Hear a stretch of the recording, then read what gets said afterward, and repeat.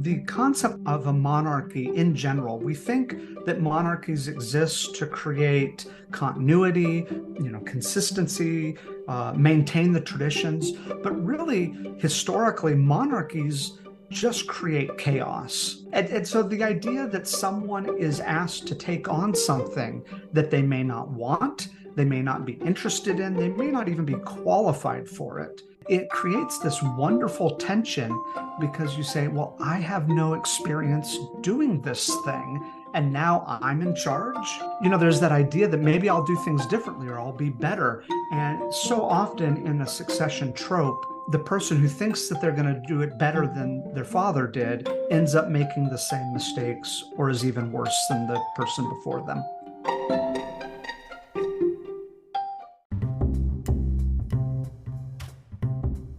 Welcome to Speculative Sandbox, your audio playground for creative storytellers.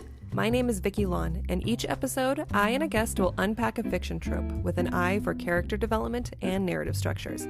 Make sure to look for Speculative Sandbox on Instagram, TikTok, and Twitter, where you can join the conversation. Leave comments or questions, or let us know what other tropes we should cover.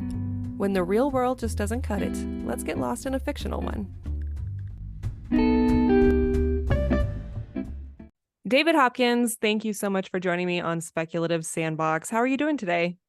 I'm doing great. Thank you so much for having me on here. I'm excited to talk about our topic, which is going to be succession. But first, can you please tell our listeners about yourself and some of your latest projects? Sure thing. I am a fantasy author. My book, The Dryad's Crown, is coming out on September 5th. It is an adult epic fantasy that spans multiple generations. A little bit of a chunky novel at around 618 pages. And so, yeah, I've been working on that for a while now. So it's nice to finally get it out the door. That's really exciting. Okay. And before we get started on the topic itself, I have some icebreaker questions for you. So are you ready? I am ready. Okay. The first one's easy. Are you a dog or a cat person? I thought I was a cat person. It turns out I'm a dog person. Oh, did you have to get a dog to find out? Yes, my wife was a dog person, and the dog was not a cat dog. So we had to rehome the cat, and it turns out that I'd been missing out on dogs my whole life. Oh, I'm the opposite. I've had dogs my whole life. We have allergies in the family, and I can't get a cat. And I've been really wanting a cat. I hear good stories, and I also hear like stories where cats are mean. So what was your cat like?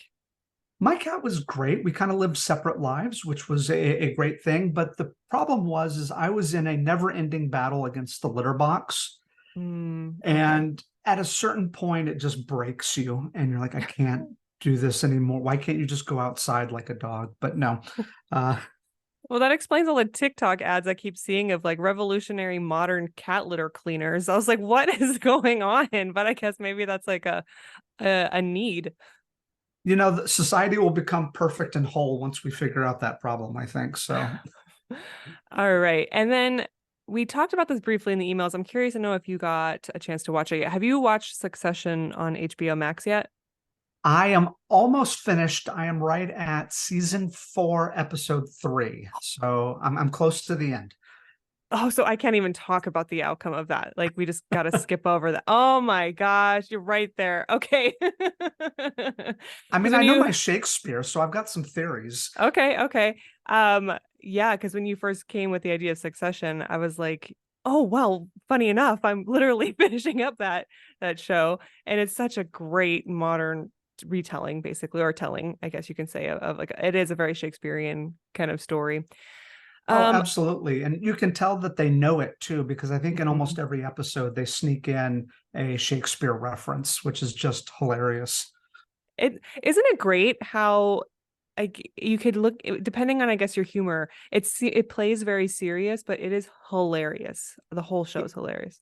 It is definitely a tragic comedy or a comedic tragedy. It is both. It is the duck and the rabbit. You can't see them at the same time. But yeah, I find myself laughing at the most horrible things while I'm watching that show. Like, I'm sure you've seen this one where Tom interviews someone to make sure that they're not a Nazi, and then as they get progressively further into the conversation, he's like, "Oh, he is," and like lots of problematic issues, and it's such a serious thing, but it's just the way the actors are. It's just fantastic. Oh yeah. In fact, the last episode I saw, Rome talked about how he needed his dad to apologize to him for beating him as a child. And the delivery is hilarious because he then says, "Yeah, but I was really annoying." And Yeah, so you're like, and you're simultaneous, your heart is breaking because you're like, this is horrible. But the delivery is so funny because of the way he delivers everything that, yeah, you find yourself laughing at the worst possible things. hmm. And I really love that approach. I wrote a book that's currently on submission that has a lot of humor specifically about things that are kind of that are traumatic. And I actually really like humor as a form of kind of expression when it comes to things like that, because sometimes you're tired of it being so dark, and you Oh, need that absolutely. levity. So I appreciate it. Okay, have you, now we're kind of really segueing into this topic. Have you ever been in line to inherit any kind of power of some sort? I am the firstborn of my household, but I don't know if that actually got me anything as a result. Okay. I mean, you don't even get your name, right? Because in modern days, like people change, they don't change their last names anymore when they get married, or they come up with like hybrid names now, right? Like the traditional idea of you have to carry on your family name as the son of the household doesn't really have much weight anymore, it seems. No, and I couldn't even take my wife's name because my father-in-law is also named David, so it would just be weird for her to be married to David Wenzel when that's like her dad's name. Oh, So weird. we had to maintain the Hopkins name, but my family is actually, they are very proud of being Hopkinses, and every 3 years we have a giant family reunion. So there is definitely a sense that we have some sort of divine right as Hopkinses, but Mm. I haven't gotten any crowns. No land has been deeded to me. Yeah, so it's kind of a bum deal. But you know what? If I had lived back in the Renaissance and medieval days, I probably would have been a farmer. So probably good I'm not back then either.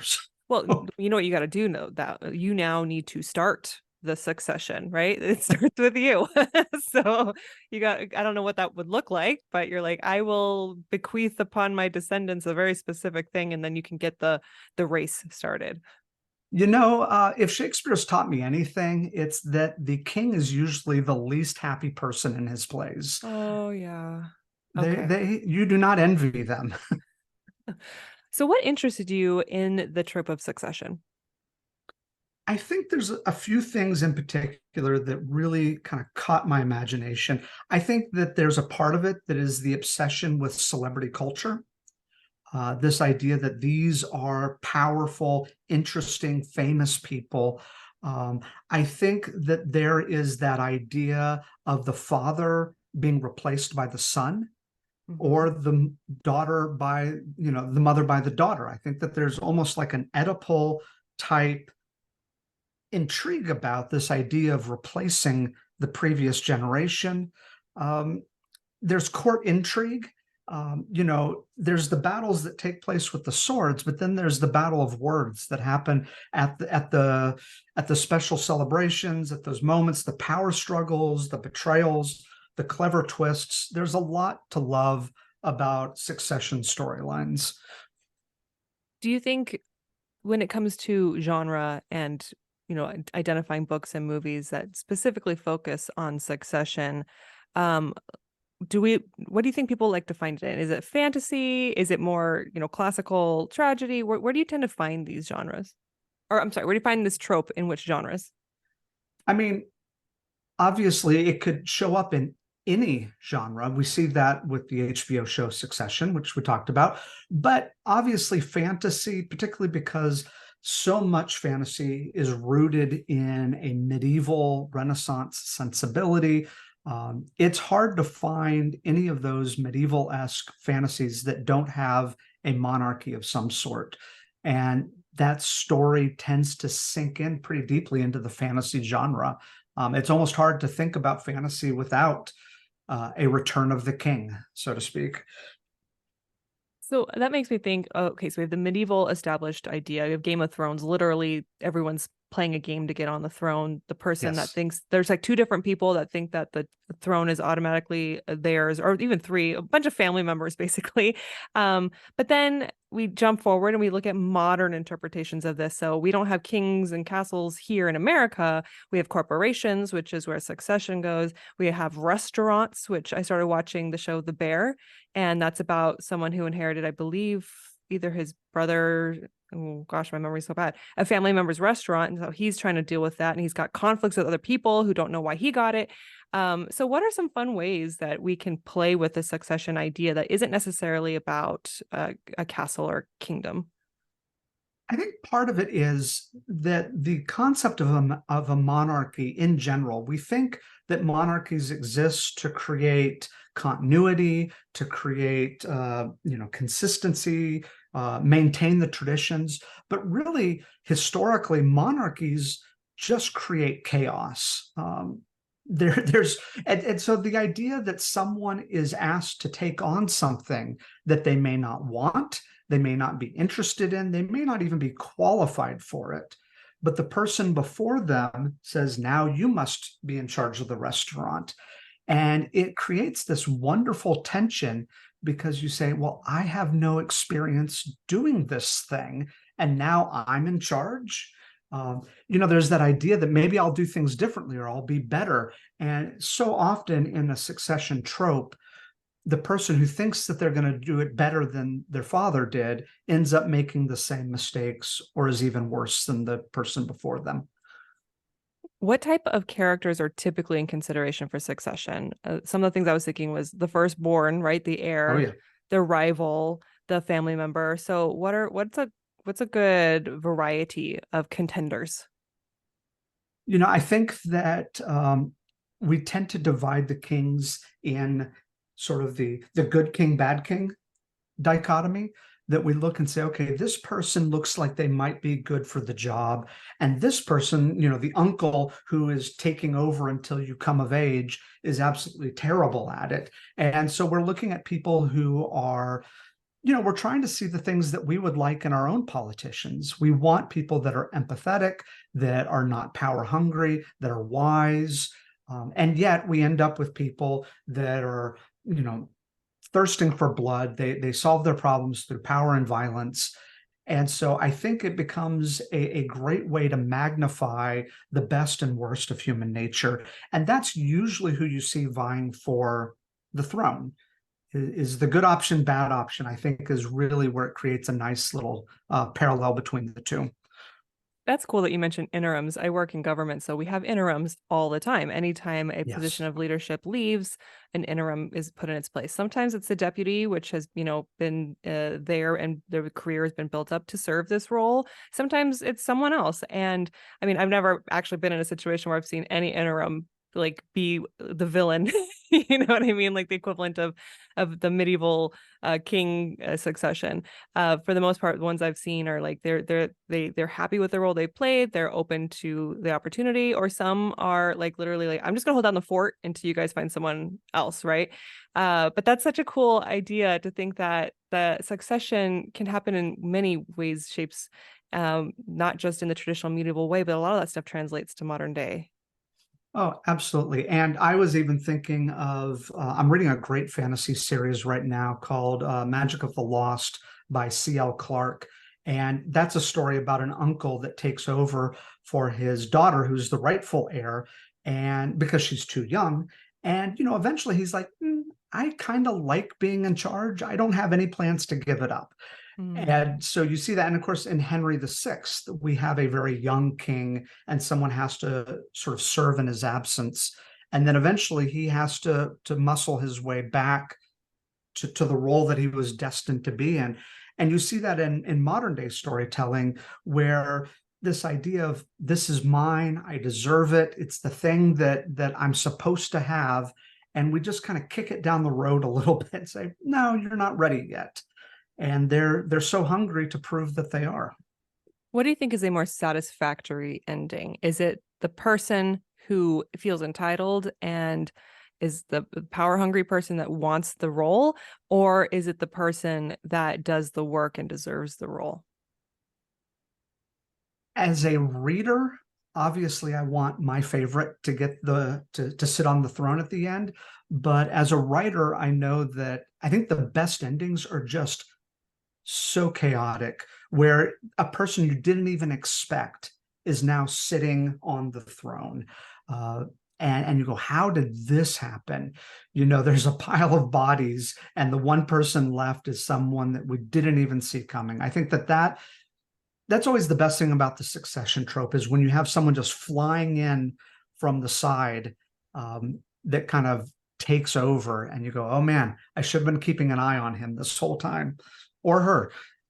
I love that too. So then, okay, what did you think of the ending for Game of Thrones? The result, the King Bran on the throne. That's like a whole podcast in itself, right? No, I am anxiously waiting for that day when A Song of Ice and Fire is wrapped up by George R.R. Martin, and then I will have my final opinion. I'm not. I'm okay with Bran taking the throne because it just became a very complete victory for the Starks all around. You got Sansa, who's now Queen of the North. You have Bran, who's on the throne in the South. Yeah, I mean, they just dominated in every way, and they all survived, or at least many of them did. Most of them. Most. I feel like George R.R. Martin put like a moratorium on killing off Starks at a certain point. Spoilers, but I think Bran on the throne makes sense. I don't feel like they set it up well enough, though. I feel like we needed more screen time with Bran in that final season to really show him sort of deserving it versus it just being thrown in his lap. Do you think that was the ending George R.R. Martin wanted, or did they make that up themselves? HBO. I think it's the ending he wanted, but I wouldn't be surprised if he changed it based on how, I mean, basically he's had millions of people beta read his last book by watching the show, and I think he's probably going to change it a little bit. That would be my guess. So then switching to Succession, since you haven't finished it yet, based off of the characters you know and where things are going, who do you think is going to be fun? Who do you think is going to get the corporation? Well, saying that I want someone to swoop in from out of nowhere, I got to go with Greg, right? Okay. Greg, the first episode, he loses his job working at the theme park because he's high when he goes to work. And then he tries to go to his great uncle to get his job back. And then look, 4 seasons later, he's now the head of everything. But no, that would be absurd. So I can't go with that. Part of me wonders if there is a great sort of deception by one of the siblings in order to put them on the throne. So it's kind of like, I got what I wanted, but at what cost? Okay. But if we go by King Lear standards, I would be surprised if all 3 of the kids make it to the end, because when you go for the throne, sometimes you don't always make it. Ooh, okay. Well, then when you finish watching, you'll have to DM me and we'll continue this conversation. We'll compare notes. Yes. Okay. So is the point, so we just talked about different characters and, whether or not they're able or should have gotten the throne. So is the point of Succession stories to get the readers to root for different characters? And if so, how can authors make these characters likable and worth rooting for? Do they have to be likable? That was a big question. So feel free to break that down if you want. Yeah, I think that there is this idea of rooting for a character. We look, and I'm going to keep referencing Shakespeare. We have Richard II, in which you have Richard II, and then you have Bolingbroke, who eventually takes the throne from Richard. And you get the idea that Richard II is out of touch. He doesn't quite understand the people. And Bolingbroke is a man of the people. He's got youthful energy. He is noble and just. And we find ourselves rooting for him, even though we know he is not the rightful heir. And I feel like Shakespeare probably did that intentionally. He wanted to create this conflict where we say, well, I live in England during the 15 and 1600s. I know about the divine right of kings. Obviously, Richard II should be king. But Bolingbroke seems like such a compelling option here. And I think that good stories like that will sort of give you these breadcrumbs of people you should root for. But I also think, you know, you look at like pro wrestling. Pro wrestling is a succession drama. Every single week, people are fighting for the belt. And the greatest thing is when the heel, is in this dominant place of power, and we all just love to hate him. I think that stories like Game of Thrones have done that very well, where the people you don't want in power are there. And it creates such, I'm going to use the word a lot, but it creates such lovely tension because we just can't stand the fact that this person is sitting there. I hope that answered the question. Yeah, I Okay, yeah. think it opens up the door for, depending on the type of person you are, the viewer or reader, you can find something to like about any character. Right. I just think about Absolutely. Game of Thrones, where some people were rooting for pretty much any of all of them. And Succession is the same way. Different people kind of they were rooting for different people. And I just kind of like that because, there's diversity in real life. And so it kind of helps to have these different, the tensions that you described in the different characters to appeal to those different crowds. Yeah, and in Richard III, you have a villainous main character in Richard III, but my goodness, is he likable? He is witty. He is absolutely funny. He's ruthless and terrible, but he makes us laugh and he amuses us. And I think that sometimes, even in the worst characters, you can create this likability with them that you say, man, you know, she drives me crazy, but wow, did she really take care of business in this one scene? And we like that competency, even if we know, I mean, sure, you wouldn't want to be related to her, but or work for her, but she clearly is the most competent person.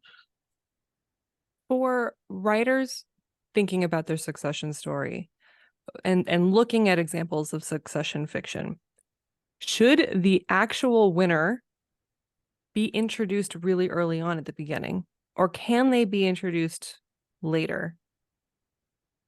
I feel like they typically get introduced early on. They don't always maintain the same screen time or page count early on. They can sometimes grow in status.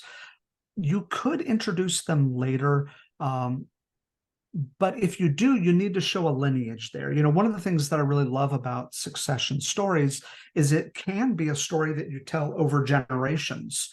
So we know the grandfather and the father, and actually, A Song of Ice and Fire does this really well. Any person who's a big fan of that series can probably map out several families' family trees and show you the different, okay, this person was married to this person who had these three children, and then this person, and you just break down the family. But I feel like, as messy as it gets, I do think that the major players need to come into prominence fairly early in the story. Yeah, I kind of wondered that too. Part of me always wonders if the winner of the Game of Thrones was, I'm trying to think of a random character that came in late in Game of Thrones. Who's Oh, the guy the that guy got from the Iron Isles, the pirate guy. yes. Could you Pirate imagine if guy. like he got it? Yeah, I feel like it would have been one of those things where it's like, well, the whole point is that I'm kind of playing the lottery here, and I'm holding a ticket, and the numbers aren't even available. Yeah, like because I think a lot of that has to do with how people seem to react to Daenerys, where she had a character shift that I think Mhm. kind of the breadcrumbs were there, but I think the Yes. pacing of it, everyone felt cheated a little bit about like I could imagine like a whole other season just showing that downfall, and that would have been way more interesting and intriguing than just like a last minute change. Absolutely. They were a victim of their own pacing, which is one of the reasons why I'm so thankful to be writing an independent series where I can decide how long it's going to take versus we need to wrap, really what was probably about 3 seasons worth of story in one season. The Daenerys story, I mean, because, yeah, we saw glimpses of her being terrible, but we also saw glimpses of her being a wonderful and magnanimous ruler. And then you have this almost complete 180 where you go, wow, the bell's rung, and she just completely went off the deep end. I do love it though, because Robert Baratheon called it in the first season. Like Oh, he my did. boy Bobby Baratheon, he was correct from the very beginning. What did he say? I forgot. He wanted her killed. He was like, she Oh, is a that's right. problem, and we got to send assassins to get rid of her. And of course, Ned Stark wouldn't do it because he was like, she's just a child. And Robert Baratheon's like, nope, the Targaryens are too dangerous. And so, yeah, you look at it, you go, well, killing a child is obviously wrong. But Robert Baratheon understood that their claim to the throne would cause greater problems later on. I mean, you see this in Dune and then Dune Messiah. Paul Atreides has to commit unspeakable evils in order to preserve the lives of more people. And that's the thing about kings and queens that we love so much, is that they get confronted with moral issues that we never have to deal with, but they are literally holding life and death in their hands, and they have to decide, do I save, do I kill the 100 to save the 1,000? That segues really well to my next question, because as I watch Game of Thrones, for example, as I read the books, I'm like, what about these people, right? Like, it seems like the people are just part of this on fire backdrop as all the royals fight each other. So what do we care? Do we care about the people that these succeeders are ultimately responsible for? Do we care that, oh, did you get to the election episode yet for Succession? No, I mean, I know that Connor is running for president. He's got his Okay. 1% of the vote. Okay.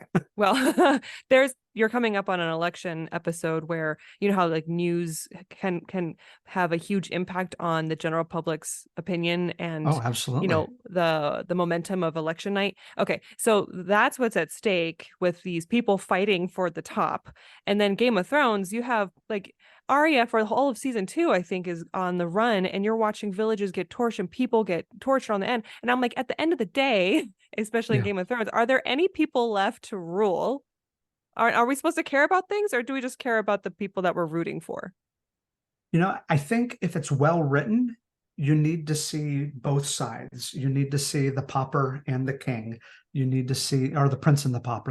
You need to see both. I've often heard that good battle scenes will involve sort of the high above view, but also in the thick of it battle, that we're on the front lines, but then we also see the bigger picture as well. I think good storytelling does that, where we understand that the farmer doesn't care who's sitting on the throne, not really. What they care about is their harvest. They care about feeding their family. They care about Vikings invading their homeland and stealing all their stuff. Everything that they deal with is very much on their level. And then you have these giants basically kind of stomping through their world with their dumb decisions that ruin it for everyone. So I feel like the best stories will tell both. But ultimately, I think what happens is it's hard to tell a story that involves a mass of people, because at a certain point, they just become a statistic. Mm-hmm. That makes me think of Greg in season 1 of Succession, where he literally has no money, and Shiv basically robs him for his money for the vending machine, and has nothing, right? Obviously, he works his way through and in, and he's privileged because he's part of the family. But it was a really interesting kind of temperature gauge between someone who is poor and doesn't know where their next meal is coming versus these very, very wealthy people that are so detached from reality. Oh, yeah. And you find that what they care about makes no sense to the average person. I was watching one episode where they were making fun. Greg brought a date to the birthday party, and she had a really large purse with her. A ludicrously capacious handbag. Exactly.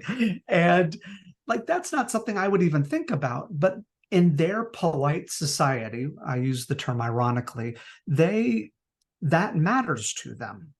That, oh, it's so embarrassing that she came in with this very large purse. And I think that that's one of the things that we enjoy about succession stories, is we like seeing sort of the absurdity of this monarchical class, that the things they worry about are sort of both above and beneath us. So is Succession stories meant to serve the common person who reads it? Is the target audience the commoner, or is it also beneficial to those that are up there? Yes, I would say for both.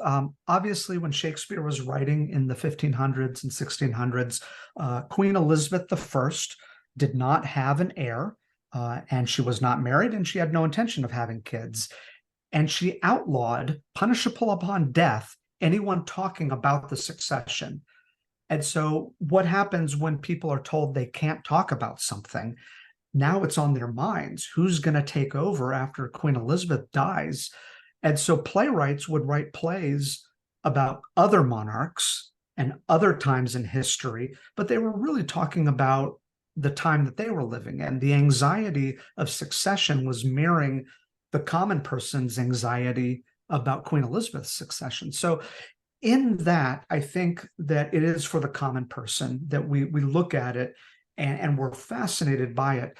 But then you also take someone like King Charles, who has said that Shakespeare's historical plays were tremendously, they really spoke to him. That he in seeing the monologues of Henry V, and he saw a little bit of himself in all of that. And I find that very fascinating, because here is literally a monarch telling us that, yeah, the succession stories fascinate him. Or even to listen to, is it Harry saying that he's watched The Crown? Mm-hmm. Well, that's so good, because the next segment is succession stories in real life. Yeah. So tell me about that. What are some examples of successions? We talked about Harry. You talked about Queen Elizabeth. I didn't know that, but it seems very obvious to me now that, of course, playwrights would be inspired by that. And that's amazing. Was that during Shakespeare's time? I don't know. Yeah. Oh, yeah. Okay. Yeah. During the 1590s in particular. She died in 1603. And yeah, that was, I mean, for Shakespeare, it was a commercial consideration. He knew the best-selling plays would be about historical succession stories. Henry IV was tremendously popular. Henry V. I mean, these were big stories for him because they couldn't talk about Queen Elizabeth, but they could talk about other kings and queens. And so that gave them sort of an outlet of something that everyone was interested in. Before we get to Queen Elizabeth, I think of her father, King Henry, who was very stressed out to get to his next, heir, and went through 6 wives, was it? Let's see if I can remember them. Queen Catherine, Anne Boleyn, Jane Seymour, Catherine Howard, Anne of Cleves, and another Catherine. Catherine of Aragon? Catherine of Aragon, yes. I used to read those books, fictional history books, when I was in college.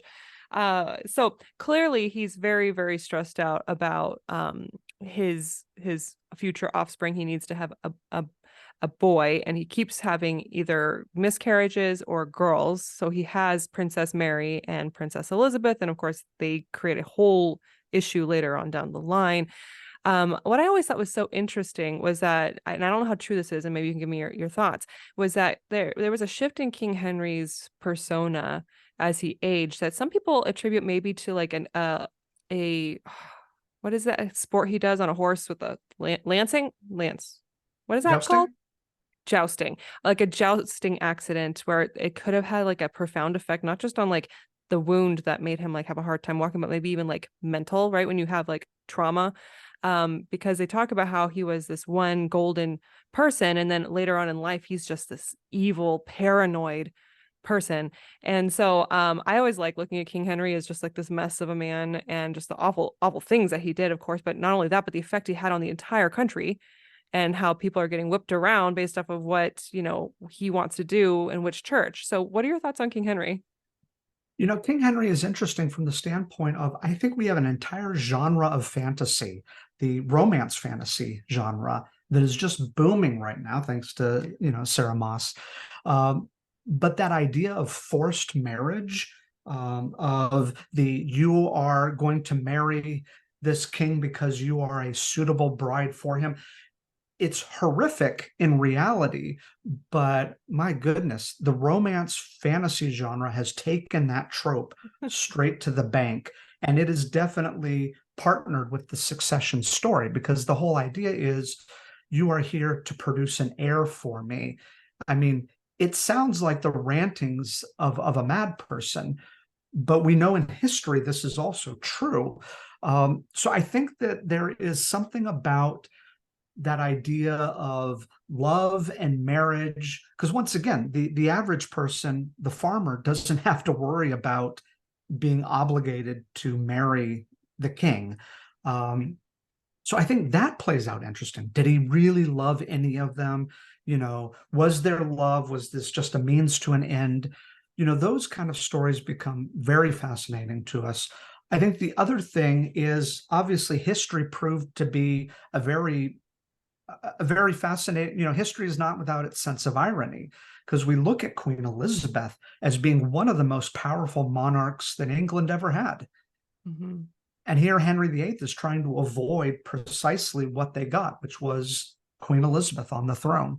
And yeah, she ushered in a whole new age for England. What do you think, moving down the family line, where we are now with King Charles, Prince William? All I know is that there was supposedly drama because the people wanted Prince William, and that King Charles could have been bitter about this because he's owed it. I didn't think that public opinion could just change the direction of the inheritance. Is that true? I don't know. I'm not British. There's a little footnote in British history that says, if you're really unpopular, no, I don't. Yeah, I feel like maybe this is my Irish heritage coming out. I feel like we're getting towards the end of British monarchies. I know that The Crown on Netflix, that's almost the entire theme of it, is have we outgrown the monarchy? And part of me has to say that, yeah, this whole concept of the divine right of monarchs is absurd. It is classist. It is harmful. You see the damage that it's even done with Harry and Meghan. I think I've got the names right. Yeah, Harry and yes. Meghan, mm-hmm. where, we're getting confronted with some real racist and bigoted opinions connected to this royal family. So, yeah, I don't think Charles is a popular king, and he probably will never be a popular king, because he will forever be remembered as the person who had been so cruel to his first wife. And we look at Camilla as being, complicit in this whole thing. So, yeah, I feel like, once again, monarchies are messy. That's just the way it is. But I do feel like England eventually, Queen Elizabeth II was so beloved that she was able to really maintain the monarchy almost by virtue of her popularity. If King Charles remains to be unpopular, I can't imagine it's something that they're going to, I can't imagine it's something they will maintain. But who knows? We've been wrong before. Well, okay, so let's speculate. What would that transition look like? Do they move out? Do they, at some point, a generation has to start living in regular houses? Yeah, that's a good question. I think that we do see an example of this with Queen Elizabeth's uncle, who advocated the throne. Was it right on the heels of World War II? Was it during World War II, where he was in love with this Hollywood actress, this American, and in order to marry her, he decided to step down. I would imagine the monarchy will probably end. If it does end, it will end with a mass abdication. I can't even say the word. Abdication of the throne. And yeah, maybe they'll carry the titles, but they will be living in mansions, not castles. And it may just slowly but surely fizzle out until, yeah, maybe someone 100 years from now jokingly knows that they are somewhere in that line, but it doesn't mean anything. I think I saw a fascinating video on YouTube where it was saying, if George Washington was king, who would be king right now? And they did a whole family tree to show some guy living in middle America who would be king of America if that were the case. I love alternate history, especially with America. Looking at, in fact, there's actually books out there. There's a whole series, I think, where it's called American. I think it's actually called American Royalty, where they like what happened if that was the direction we decided to take. But even without a king and queen, we're still obsessed with the idea of succession, whether through elections or politics, or we watch the family members of the politicians. I look at jumping back over to the UK a little bit with Harry and Meghan. Mhm. Even though they've left and they're now in California, and I don't have I don't have an opinion on who they are as characters other than what I've read from their materials. But it seems like people seem to be really worried and concerned about like Meghan's intentions for becoming queen. And even though Harry's like very far removed, and part of me is like, we the people seem to really like the idea of succession, even if it's the person's actually left and they're far removed from it. What are your thoughts on that? Yeah, my guess is if since I know Megan so well, no, my guess is that Megan probably just wants a comfortable and safe life for her and her family. But the speculation, the gossip, well, she didn't show up for this thing, so does that mean? I think that it's probably never ending with that. My guess is that while she does probably want as much as any of us would want for our families, um, I can't imagine, she didn't grow up thinking about monarchies and monarchical succession. So I can't imagine that that's something that she would even aspire to. But who knows? We like the idea that maybe this is all part of a master plan. That Harry is still somewhere in that lineup, and could she could end up there, next to him on the throne. I mean, but yeah, I think a lot of it is just us playing. It's really like fan fiction, but with real people. We're just Uh-huh. kind of playing that game in the tabloids. Well, looking at American pop culture, we left royalty, broke away, became our colonies and then our own country.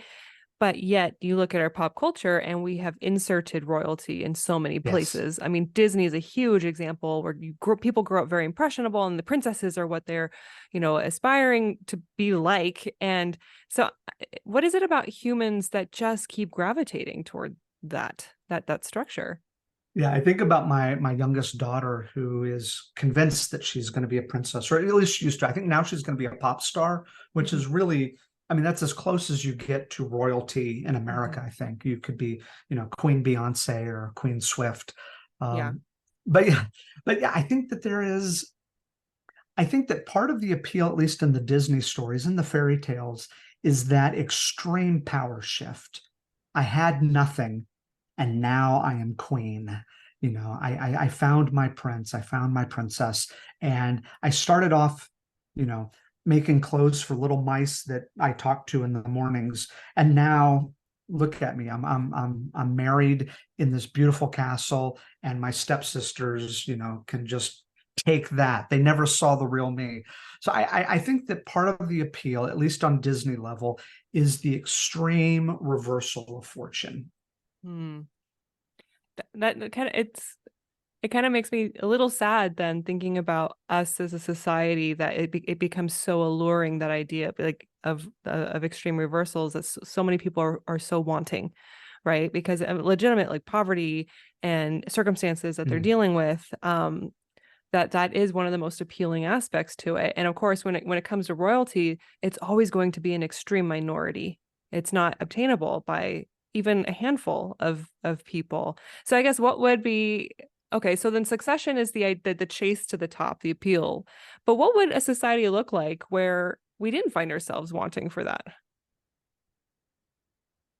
Oh, well, now we start talking about Marx and we talk Oh no. about raise your sickle and hammer. No, I mean, it's Uh-oh.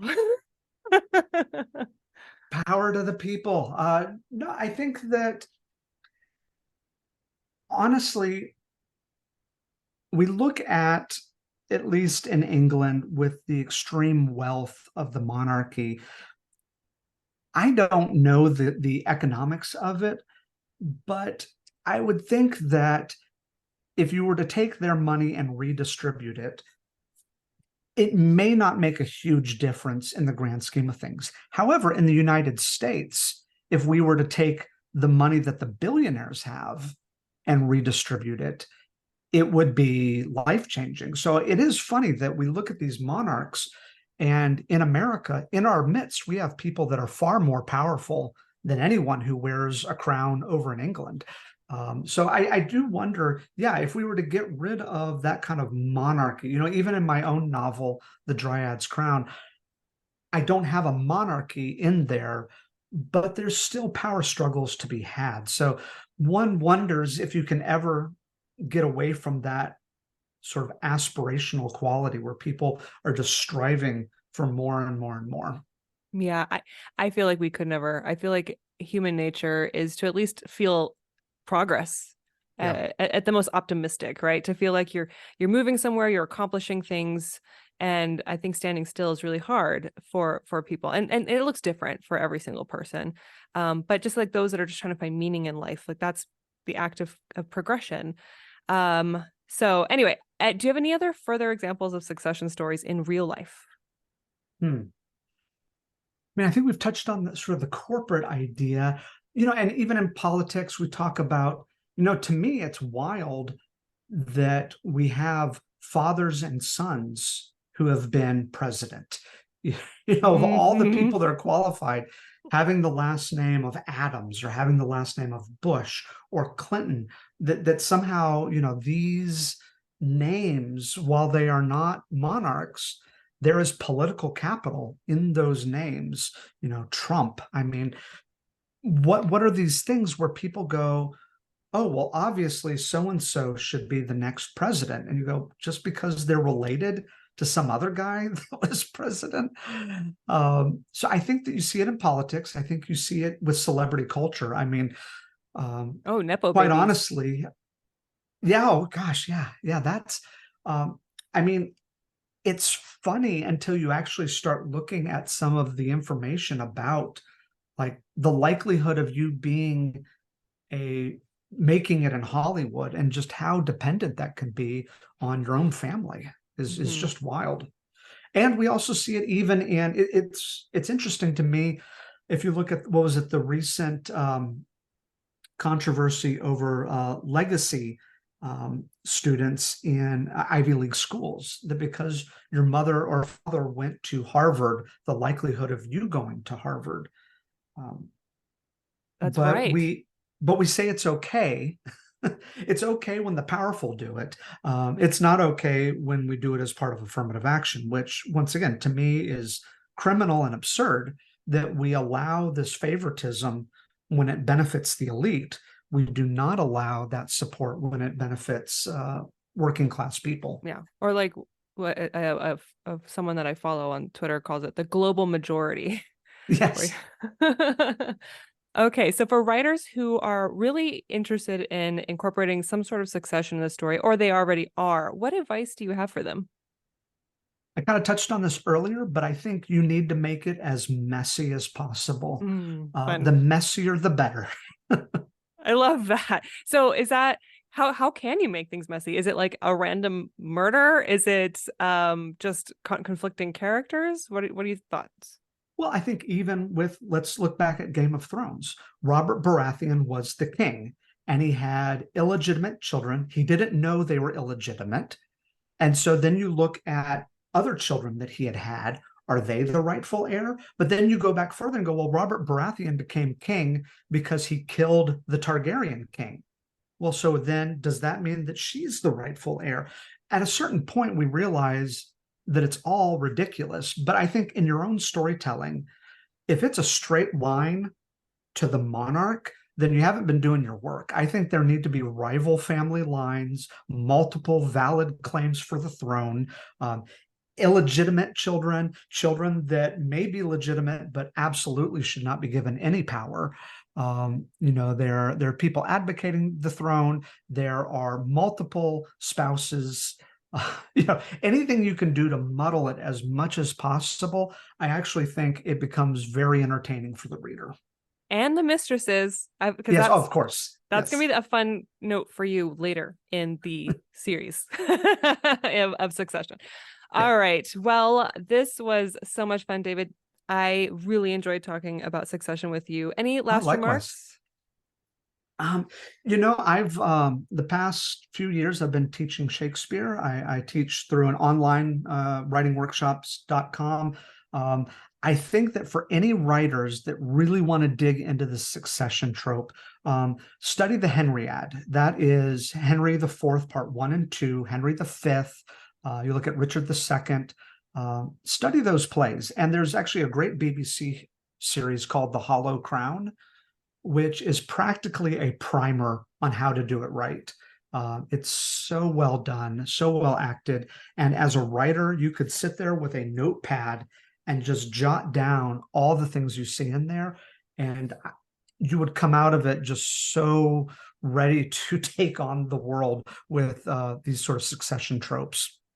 Perfect. And how can people find you online? They can go to thatdavidhopkins.com, and from there you can find links to my TikTok, to the Instagram, to Twitter, YouTube. I'm all over the place. But if you go to thatdavidhopkins.com, that's a good hub to find all the information. And of course, tons of information about the Dryad's Crown is also available there. Speculative Sandbox is a volunteer-run podcast that relies on the collaboration of fellow creators like you.